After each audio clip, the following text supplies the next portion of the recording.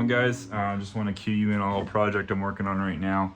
This is where the stock battery tray originally was. I kind of did a shave. There's typically a metal plate that the battery sits on and original battery bracket bolts to. I cut all that out and did a pretty, I don't want to say it was like a super poor job, but it definitely wasn't my best work. I'm actually taking a grinder and trying to smooth all this out. This is where the old tray was spot welded on. It was all rusty and corroded as a lot of these get, so I had cut it out and did a pretty quick job of like trying to bondo it. It looked okay at the time, but it hasn't aged very well. Now, the reason I'm doing this right now, when I have tons of other mechanical stuff I could be doing, I want to mount the battery there. I considered doing a battery relocation. For the purposes of getting this car on the road, I'll show you what I have planned. I just bought another one of these Odyssey PC680 lightweight batteries. This is my old one. It's bad. It does hold a bit of a charge, but it's not reliable. And actually, it's swollen. The battery will mount like so. With these glass mat batteries, you can mount them sideways as opposed to a traditional battery where you have to mount upwards. So more or less, it's going to sit right here, and then these will kind of ride here. I think that'll be pretty slick. It's still stock location, but a lot lower. It'll just look better, but still be really practical and serviceable. More or less, this is just not a flat surface, so I'm going to stand off an aluminum plate, whatever, probably 5/8 of an inch off of this, to give me a flat platform to mount the battery. That'll have a rubber isolator on it, and then I'll nut sert it so that I can attach the battery bracket from there. But the reason I'm going through the trouble of cleaning all this up is once I put that plate on, I kind of don't want to worry about this again. So I figured this probably is a fairly quick job to do. I might as well do it right. And then when it's all said and done, this whole corner will look pretty well. I'm not super happy with how the paint came out on this fender well. And when the hood's open, the fender wells are kind of like the first thing of the engine bay you see. At least in my mind, keeping those fender wells clean and nice looking really goes a long way to make your engine bay look nice. So I'm just going to, basically this whole section, I haven't fully taped it off. This is just my guideline for now, but I'm probably going to respray all of this. And this is just a Duplicolor metallic gray, so I can buy it again. And at least for the purposes of this car, it'll match enough. And I'll clear over that obviously and get this all looking nice, get that battery mounted up. And yeah, after that, we'll have our battery sorted. So what's up? Hi. What's going on? Are you recording? Maybe. Oh. Your dresser's looking nice. Oh. My wife is refinishing a dresser right now, which was taking up some of the room in the garage, but that's okay. Almost done. It's looking really good. I like the color.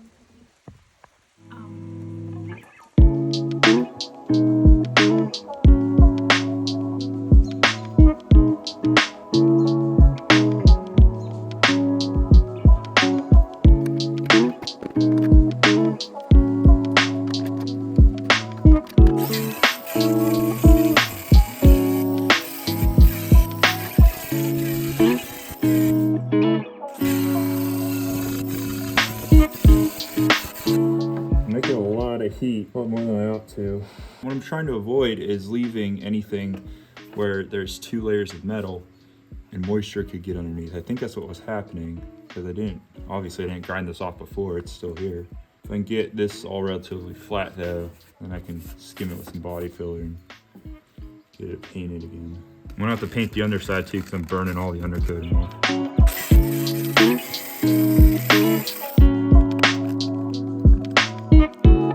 There's a real thin layer left here. You can see I'm prying it up.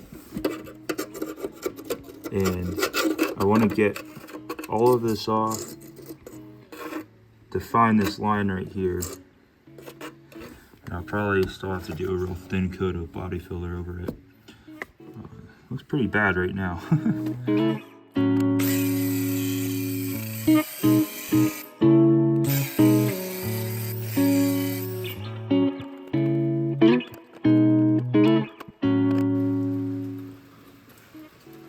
you can see that, but there's some rust under there. So if I didn't do this, that would eventually rust through. So I'm glad I'm doing this. You can tell where you're on like super thin metal when like as soon as you hit it, it heats up. Just doing a couple passes, you can see all these hot spots because the metal is so thin, it heats up really quick. So that's kind of one way you can tell when you're getting close, it starts heating up really quick. I think this all could come off too if I wanted to.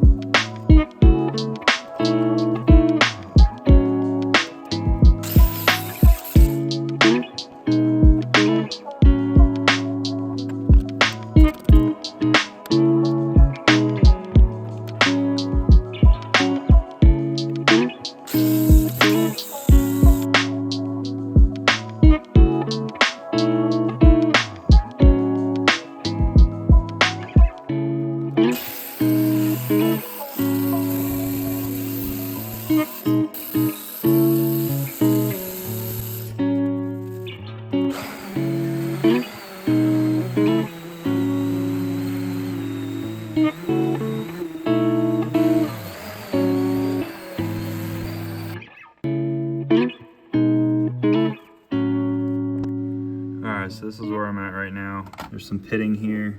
I'm gonna have to put some kind of rust neutralizer there. I actually got a little too aggressive here. I don't know if you guys see this, but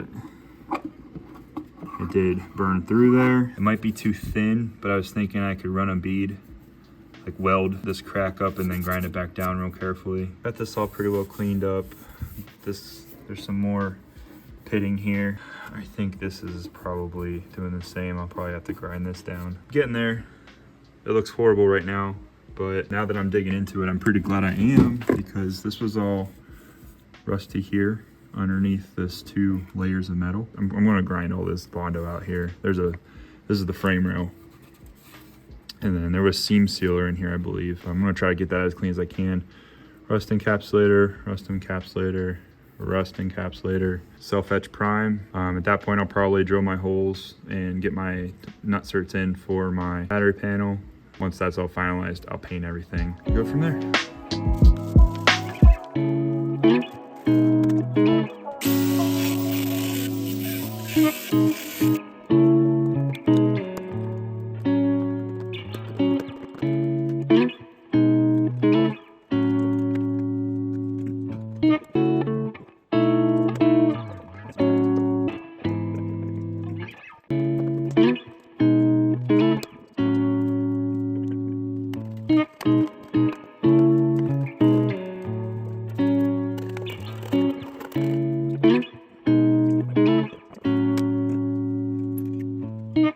Shout out to Benchmark Abrasives for making my favorite flap disc wheels.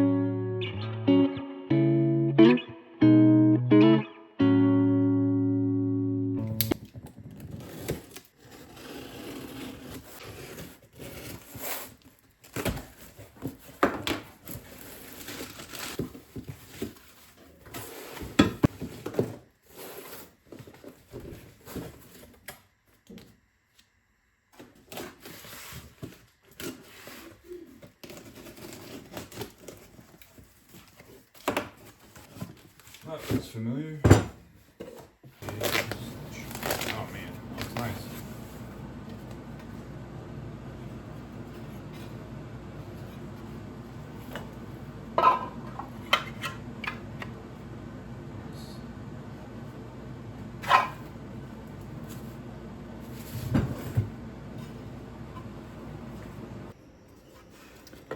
I like it.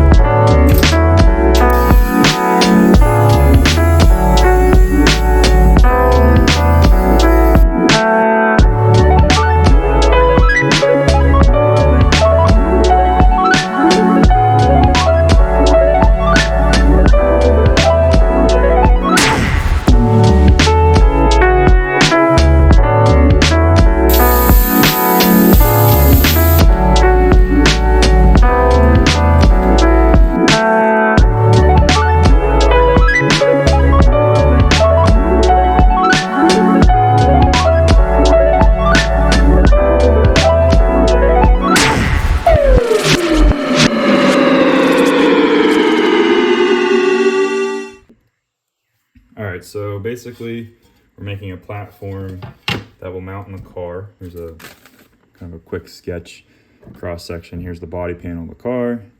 Using nut certs, we'll be able to mount this plate to the car, and then on that plate, the Checkered Sports battery box will mount like so.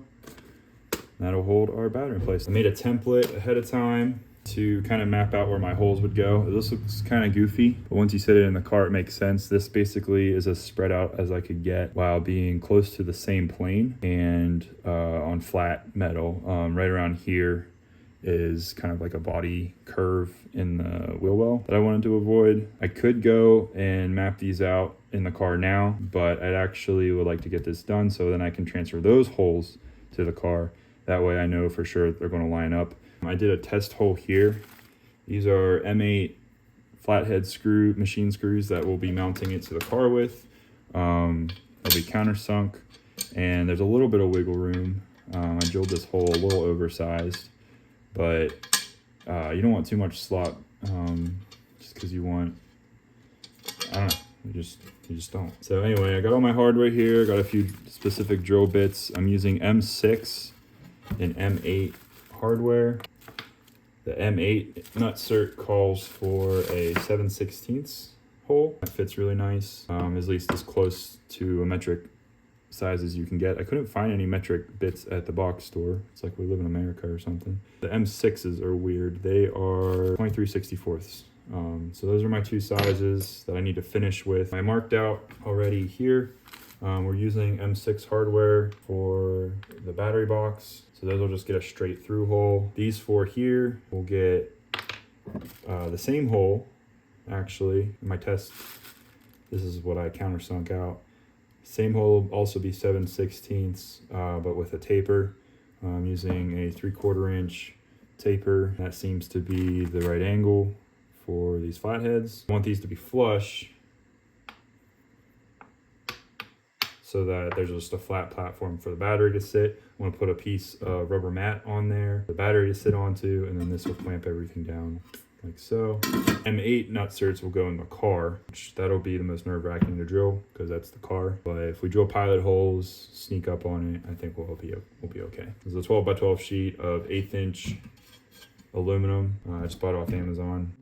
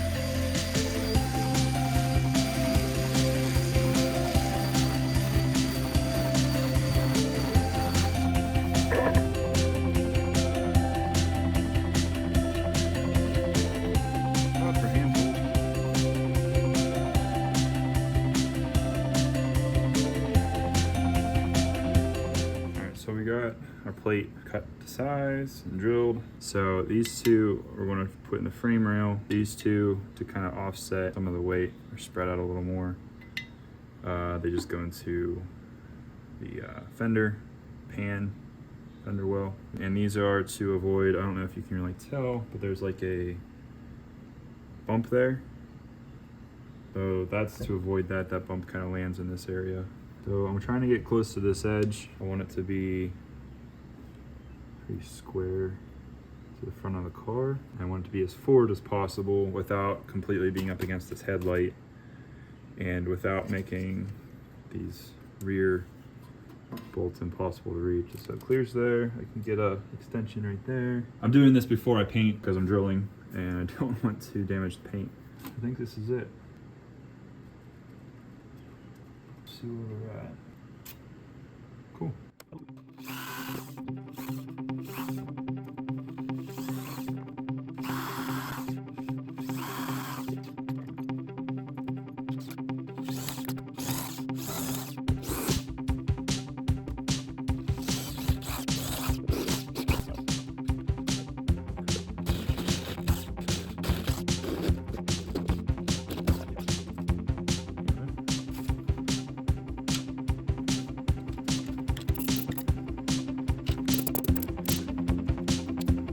So I have a tool for these. My brother let me borrow one. However, the insert for these is missing a piece and I can't really get the tool in here, right here anyway.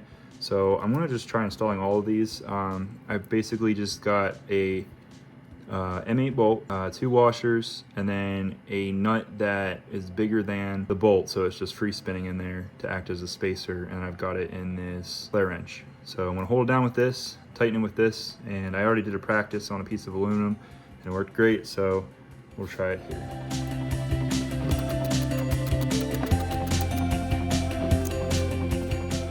All right, modified my tool here, did a different combination of things. I think this will work better.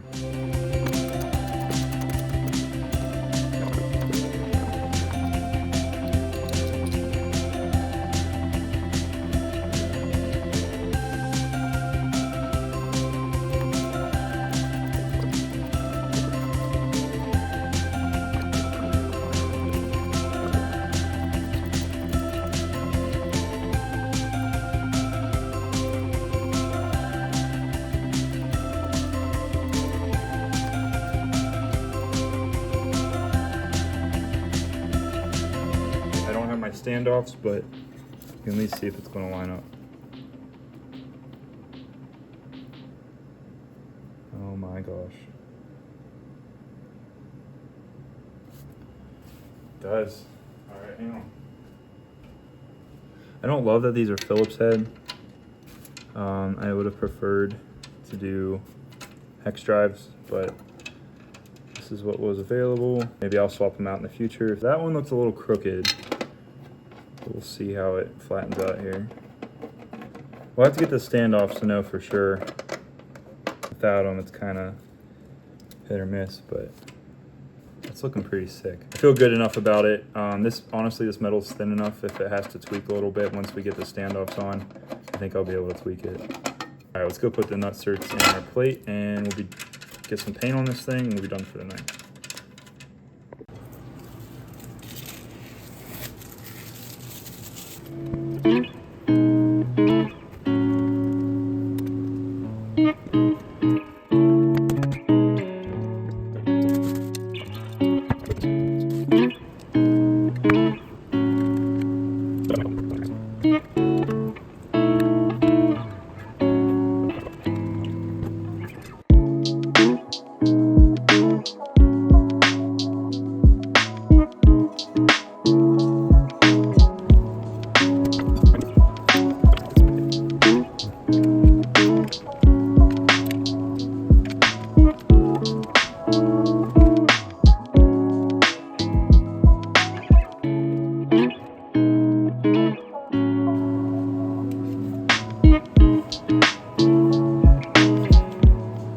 Feels pretty snug in there now, but I think if I put that rubber mat down, it'll be even better. But oh my gosh.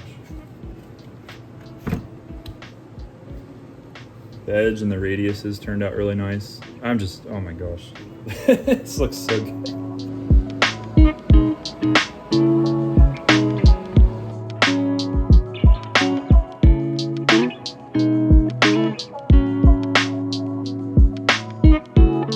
So I got everything painted. I got my nut certs in, rib nuts, whatever you want to call them. I'm super thrilled with how it turned out. It's 100 times better than it was the last time I did this. Now you might be wondering why I put all this work into cleaning up the engine bay when I'm going to install my battery tray on the top. But if you noticed with the rib nuts, I don't want to say they're not noticeable, but they blend in pretty well. I think they look nice. If I ever do relocate the battery, which I do intend to do, it'll look super clean to just be able to remove that battery tray. But for now, it makes the most sense because I'm crunching to get this car done by the end of August. I know a battery relocation isn't like a massive job or anything, but it's like one less thing wiring wise I would have to worry about if I just leave this where it is now in the stock location. So that's what I'm gonna do.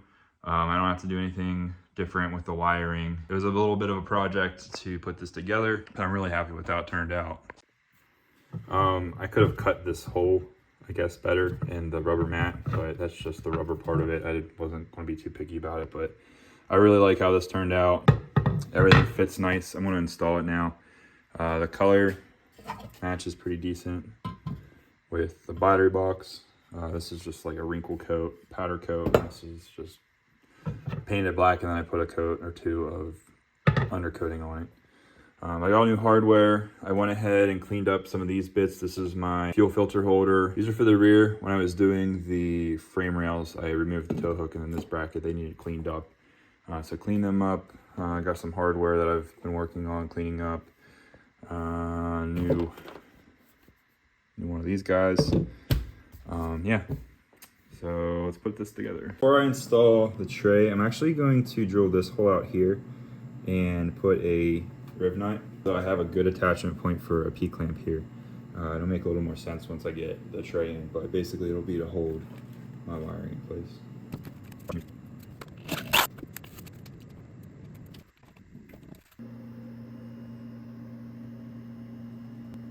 So, as shown before, aluminum standoffs.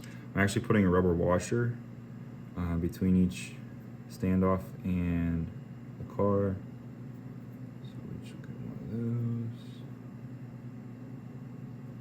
Just to help protect the paint and isolate it a little bit from vibrations.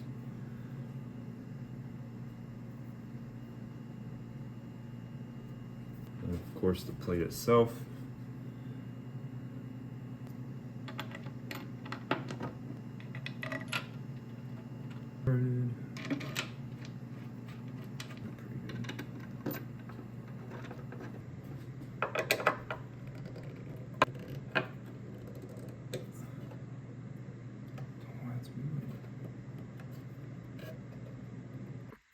So I just had a slight problem. I had these really tight, and a couple of holes felt like they still had some play in them. I found out it's because the taper of the screw projects below the surface of this metal.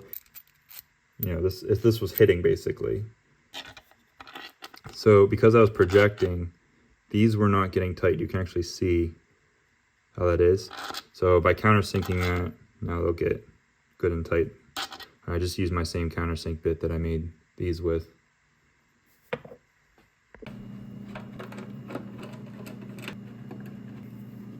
There we go. Oh yeah. Cool. Nice. That's sweet. What is this? Huh? What is this? That is just rubber for toolbox. Oh. But it's for the battery to sit on. Nice. Isolated. Hi.